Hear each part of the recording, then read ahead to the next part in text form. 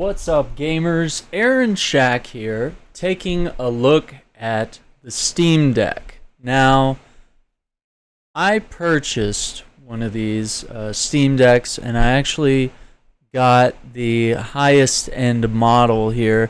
Let me pull it on camera here. I've had it charging. It's got a USB-C charger on the top, as well as a power button. You got your ventilation right here, headphone jack, volume plus and minus. But here it is, and I'm going to disappear so you can kind of see some of the fine parts here. Okay. This is the carrying case which came with mine. It also comes with a very nice Steam Deck cleaning cloth.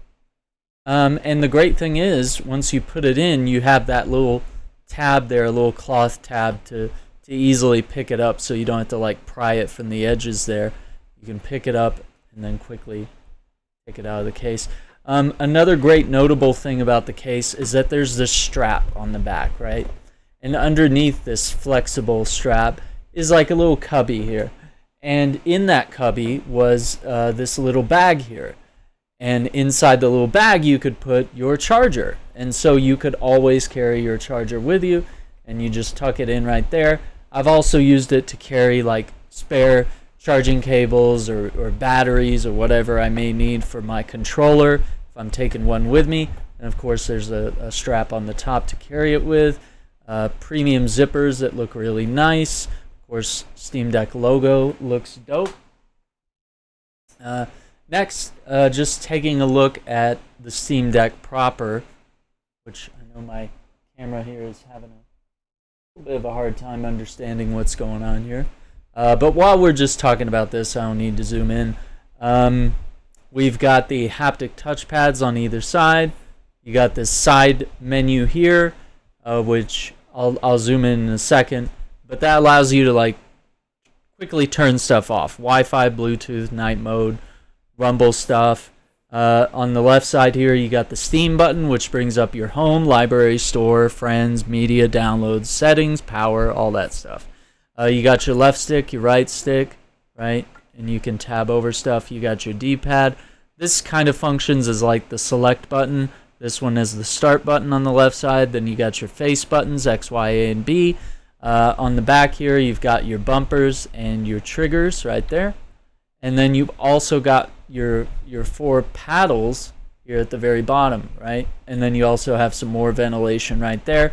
Although I've never really felt like hot air blasting out onto my hands. I've never really felt this thing get super hot. And I did just get finished with about I don't know, maybe an hour-long play session of Sniper Elite 4. So pretty awesome game, and it was running quite well. Also right here on the bottom, you've got a little SD card slot for extra storage space, but I opted for the most storage. Oh!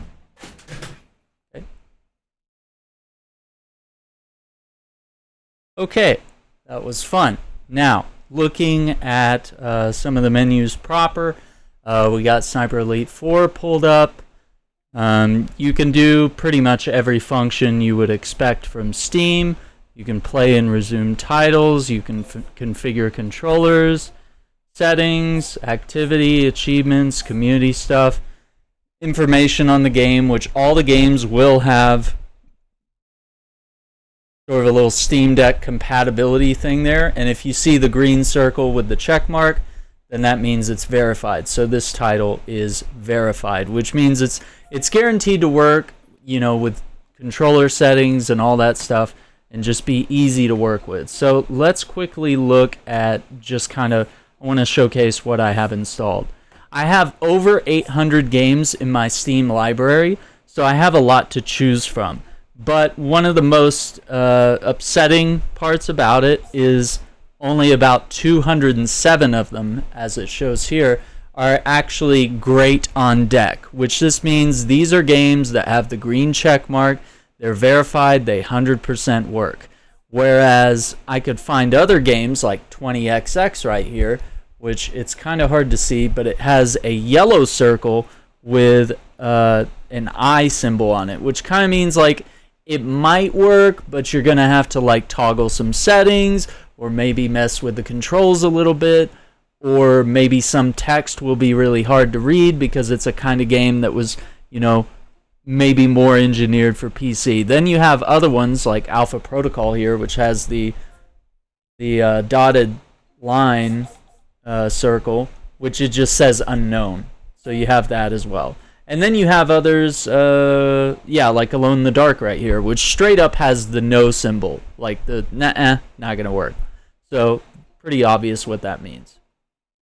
So I've installed some games that are like, you know, absolutely verified, whereas I've tried to scroll through my library. I found Max Payne 3 has the yellow circle, which means and so it actually works perfect, works just fine. Metal Gear Solid The Phantom Pain works incredible. Even fun little mobile games work. Sniper Elite was perfect. The initial games I checked out were Streets of Rage 4 and TMNT Shredder's Revenge, but I definitely wanted my Steam Deck to take Stardew Valley on the go, stuff like that. So, you know, everything else is like really exciting about this. You can take your PC games on the go, you can have your saves on the go with you, but I mean, once again, there is this massive negative that it's like, what, a quarter of my library is all I can play? Now I get that I have over 800 games, but the Batman Arkham series, none of those games are able to work on Steam Deck except for the Blackgate 2D one. So it's like, I don't know, it's kind of disappointing. But, you know, you do have some games that are just incredible, like Elden Ring is on here. I've just downloaded Dead Rising. Crazy Taxi runs great. Like I said, Max Payne 3 was great. Metal Gear Solid was great. Phantom Abyss works fine. These mini Metro and Motorways games, you know, just kind of fun little mobile games. They're really great. Those are fine. Sniper Elite 4 ran like a dream. I even played Gotham Knights, which I believe had the question mark one, I believe, with the dotted lines, and it ran more like a Vita game. Like, I mean, the graphics wise, I had to have everything on low, and even then it still kind of questionably ran at a decent frame rate. But also there's issues with that game beyond that. There's, you know, there's CPU issues on that front. So I didn't expect it to run perfect on that. And I also have Payday 2 installed. I've played a lot of Dead Cells on here, which I can quickly showcase just how quick it takes just to load up and get into a game. Now, the other exciting thing is that I have, you can also sync up a controller with this, and I happen to have my Ghillie Kit King Kong Pro 2 here. And so that's synced up just fine, right? So able to do that. Hit the play button, continue. The only problem I would say with, and there's my camera right there. The only problem I would say with this would be that your saves are stored in the cloud. If you're using Steam's cloud, then your saves are there. So if you're on a car ride or a bus trip or something and you don't have access to Wi-Fi, or if you haven't like tethered the Steam Deck to some sort of, you know, mobile device or whatever that you can tether to the satellite and you know, use your phone data, which not an option for me. I have to be on Wi-Fi. So you could either choose to maybe store your game saves locally and then just push it to the cloud every now and then. You could just choose to play certain games, you know, only on the Steam Deck. But I like the universality of like picking up my Stardew save, whether I'm at my PC or if I want to lay down in bed with Steam Deck, or if I'm traveling somewhere and I want to quickly just check on the farm, whatever it might be. But yeah, I've got this, which, you know, the camera has a real hard time picking up. But yeah, that's Dead Cells more or less running, and obviously this camera is not going to pick it up in the best way here. But yeah, we have that. And the text is not too bad to read on that either. And I can push the home button here, and we can quickly... Okay, I don't know what's going on with that. Okay, and then we're back home, and you can quickly resume a game, or you can even do the touch screen. You can close a game that way. So we have that. Yeah, other games that ran great. I don't know why I need to do a calibration here.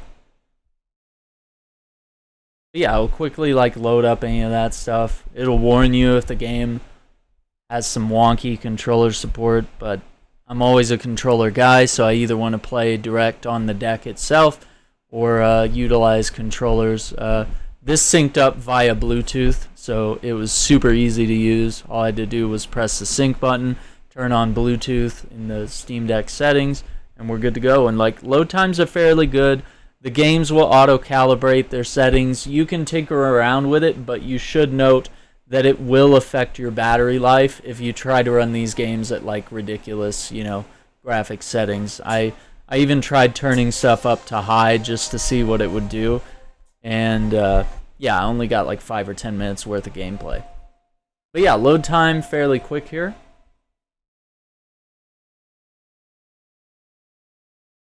And once again, I'm back on the mission here. So yeah, pretty cool that you can load up into a game that quick.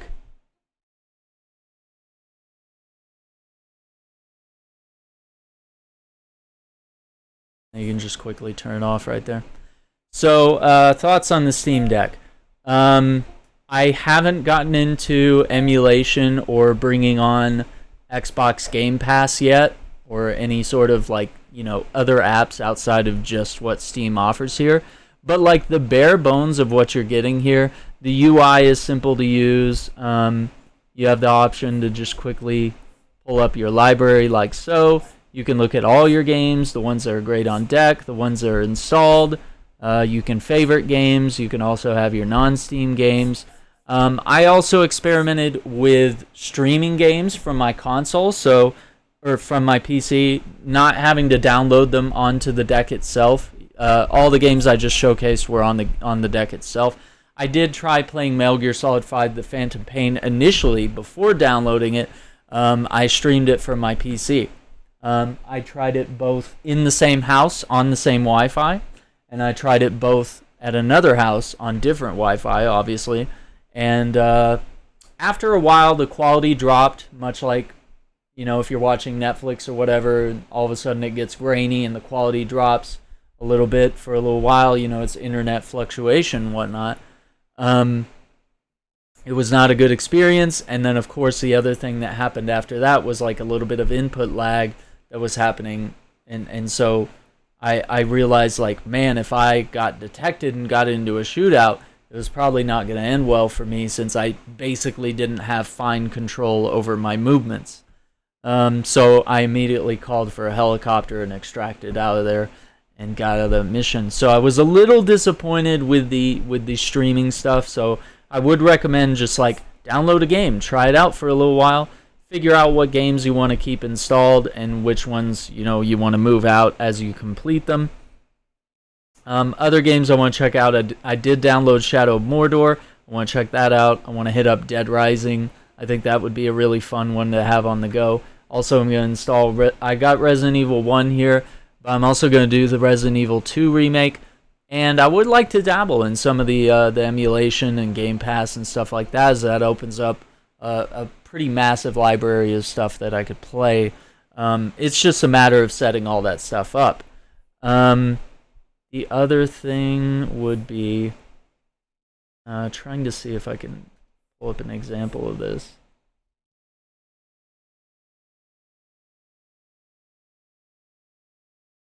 Yeah, there is an on-screen keyboard there, and you can use both of the touchpads here. So you see how there's two white boxes there. I can use the left one to sort of access this half of the keyboard, and the right one to access the right side of the keyboard, and I can just press in on those buttons, or I can use I can use the joystick, or I can just tap on the screen. So, you know, for typing stuff, that's actually pretty good, but you can also, you know, if you've got a USB C to like a USB hub, or you can do that USB-C like a keyboard, or you can do like Bluetooth keyboards and stuff like that. So if you're playing games, or like even trying to like jump out of, if you go to power here, you can switch to desktop mode, and you know, you could technically try to use this thing as a computer, right? So yeah, once I'm out here, I've got my own little desktop, and so I can see like Steam is updating or whatever. I don't know, that's kind of weird. But yeah, you can access, you know, just kind of like a standard computer right there. You could do all your stuff, and then just tap in the top left corner there to return to gaming mode. Oh my gosh. Yeah. And then you're back onto Steam's UI. So once again, it's a pretty big expense to buy a Steam Deck. So I don't really know if it's something that I recommend to just like anyone or everyone. I would say you need to check your Steam library, which is something I did, and I wanted to make sure I was like, okay, are there enough games here for this to be a valuable purchase, and do I see the support in the future? Well, a lot of the newer games that are coming out now are seeing Steam Deck support. That's something that they're actively promoting. As like new games are coming out, they're like, oh yeah, this has Steam Deck support, by the way. So it's all good things there. And all you gotta do is just push the sleep button there, and then shuts down, and then you can put it away in the carrying case like so. And so it's easy to pack up and stow away if I'm in a hurry and I want to go somewhere. And the case is really durable. I haven't had any issues. I haven't dropped it or anything, but it is a pretty thick and durable case, although I wouldn't go throwing it off rooftops or anything. But once again, that has been the Steam Deck. Overall positive review, but it is disappointing that of the 800 titles in my library, I can only play about 200. So once again, thank you for watching. Don't forget to hit that like button, subscribe to the channel, ring the notification bell so you don't miss out on future videos, and we'll catch you on the next one. Take care.